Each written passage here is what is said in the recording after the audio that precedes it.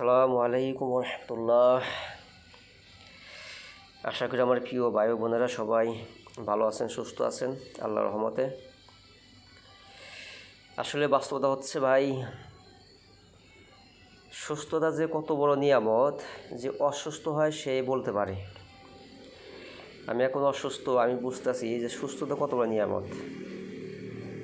আমি সবাইকে অনুরোধ করব, আমি কারোর কাছে টাকা পয়সা কিছু চাই না, আমার জন্য একটু খাস করে দোয়া করবেন।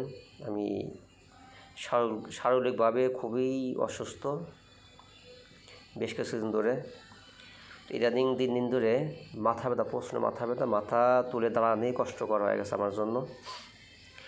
তো আপনারা দেখতেছেন যে মসজিদের ভিতরে এক ইন্দোনেশিয়া বড় ভাই, আপনারা জানেন, সবাই জেনে থাকবেন যে প্রবাসীদের জন্য আল্লাহ সুবহানাহু ওয়া তাআলা ছাড়া কেউ নাই। প্রবাসীদের জন্য অসুস্থ হলে এবার দেখার জন্য কেউ থাকে না। তো আলহামদুলিল্লাহ এক বড় ভাই পাচ্ছে ইন্দোনেশিয়ান, খুবই ভালো, কোরআনের হাফেজ, কারি, খুবই জানাশোনা। কারোর মাথা ব্যথা হলে, কোমর ব্যথা হলে বা যে কোনো সমস্যা লাগে আসলে এবারে একটু সমাধান পাওয়া যায় ইনশাল্লাহ।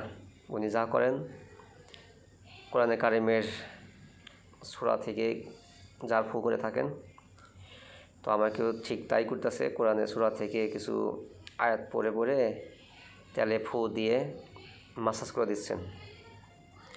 দোয়া করি আল্লাহ সুবহানাহু ওয়া তাআলা এই ইন্দোনেশিয়ান বড় ভাইকে জানি হায়াতে তৌফিক দান করেন, নেক হায়াত দান করেন, শরীর স্বাস্থ্য ভালো রাখেন, সুস্থ রাখেন সবসময়। আপনারা আমার জন্য দোয়া করবেন খাস করে। আল্লাহ সুবহানাহু ওয়া তাআলা যেন আমাকে অসুস্থতার নিয়ামত থেকে সুস্থতার নিয়ামত দান করেন। কারণ অসুস্থ থাকলে কতটা কষ্টকর, যার অসুস্থ থাকে সে বলতে পারে।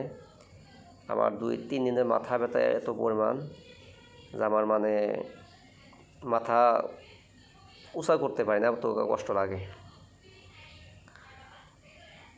তো সবাই কাছে আবার অনুরোধ করছি, কারোর কাছে টাকা পয়সা চাই না, আমার জন্য শুধু দোয়া করবেন আল্লাহ যেন আমাকে নেক হায়াত দান করে, এবং যতদিন আল্লাহ সুবহানাহু ওয়া তাআলা হায়াতে বাঁচা রাখছে দুনিয়াতে, যেন দিনের কাজ করে যেতে পারি, দিনের খেদমত করে যেতে পারি, আল্লাহ সুবহানাহু ওয়া তাআলার হুকুম মানতে পারি, রাসূল সাল্লাল্লাহু আলাইহি ওয়াসাল্লামের সুন্নত মতো চলতে পারি, সেই তৌফিক যেন আল্লাহ সুবহানাহু ওয়া তাআলা আমাকে দান করেন। সবাই দোয়া করবেন, আমিন।